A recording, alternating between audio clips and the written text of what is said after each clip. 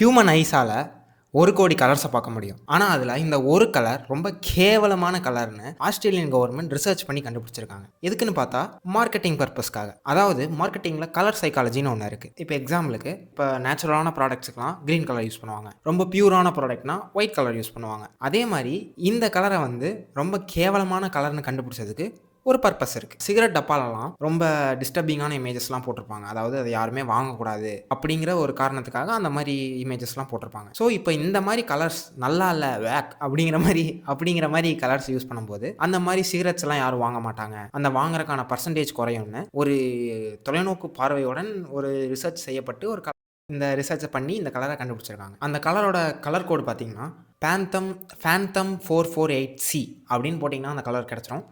நீங்க வேணா எடுத்து யூஸ் பண்ணிக்கங்க. ஸ்டார்ட்டிங்ல இந்த கலருக்கு ஆலிவ் கிரீன்னு ஒரு பேர் குடுத்துருக்காங்க. ஆனா, ஆலிவ்க்கு ஒரு அசோசியேஷன் இருந்திருக்கு. அந்த அசோசியேஷன்ல இருக்கவங்கலாம் எங்க பிராண்ட இது பாதிக்குது அப்படின்னு சொல்லி கடுப்பானதுனால நேம மாத்திட்டாங்க. இது எந்த அளவுக்கு ஒர்க் ஆயிருக்குன்னா, நெறைய கண்ட்ரீஸ் அதாவது யுகே, பிரான்ஸ், அயர்லாந்து, இஸ்ரேல் போன்ற கண்ட்ரீஸ்லலாம் சிகரெட்ஸுக்கு வந்து இந்த மாரி பேக்கேஜிங் தான் குடுக்கணும். பிளெயின் கலர் பேக்கேஜிங் குடுக்கணும் அப்படின்னு குடுத்தது ஒர்க் ஆயிருக்கு. சிக்னிஃபிகன்ட்டான அளவுக்கு வந்து பர்ச்சேஸ் வந்து ட்ராப் ஆயிருக்கு. அப்படின்னு ரிசர்ச் சொல்லுது. ஓகே. இப்போ வந்து யூசுவலி டிசைன்ஸ்லாம் வந்து நம்மகிட்ட ப்ராடக்ட்ட செல் பண்றதுக்காக தான் யூஸ் பண்ணுவாங்க. ஆனா, இந்த மாரி சில டிசைன்ஸ்லாம் குட் காஸ்க்காகவும் பண்ணுவாங்க. உங்களோட தாட் என்னன்னு சொல்லுங்க தெரிஞ்சுக்கலாம். பாய்.